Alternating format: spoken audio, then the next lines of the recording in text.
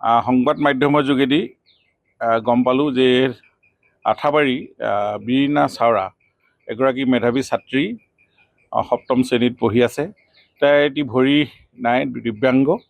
এইটো ছ'চিয়েল মিডিয়াত পাই মই নিউজ চেনেলত পাই মই নিজে যোগাযোগ কৰিলোঁ আৰু PMDVK স্কিম আছে, মই যোগাযোগ কৰিলোঁ গুৱাহাটীত, আৰু SS চেৰিটেবল ট্ৰাষ্ট দুইটাৰ লগতে যোগাযোগ কৰাৰ পাছত SS চেৰিটেবল ট্ৰাষ্টে তেওঁৰ ভৰিটো ইতিমধ্যে লগাই দিব। গুৱাহাটীত আজি যাব, জোখমাখ ল'ব আৰু অহা 27 তাৰিখে তাই ভৰিটো লগাই দিব।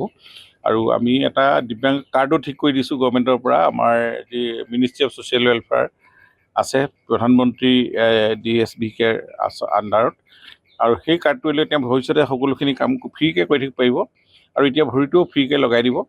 গতিকে মই তাই পঢ়া শুনাত বা ভৱিষ্যতে তাইৰ জীৱনটো যাতে এটা সাধাৰণ মানুহৰ লগত সমভাৱে চলিব ফুৰিব পাৰে, মই ভাল পাইছোঁ। মানে তেখেতক লগাই আজি মই নিউজ চেনেলক ধন্যবাদ জনাইছোঁ। আৰু এনেবোৰ খবৰ সঁচাকৈ সংবাদ মাধ্যমৰ যোগেদি পাই আমি বহু মানুহৰ এনেকুৱা উপকাৰো হৈছে। গতিকে মই সংবাদ মানুহ ডিমৌৰ আমাৰ নিউজ চেনেলৰ মই শিৱসাগৰ খুব ধন্যবাদ জনাইছোঁ। তেওঁলোকে এনেকুৱা ধৰণৰ কাম কৰক, আমাৰো দৃষ্টিগোচৰ হৈছে। আমি জনপ্ৰতিনিধিসকলে এনেধৰণৰ খবৰবিলাক পায়ো আমি ৰাইজৰ সেৱা কৰিব পাৰোঁ।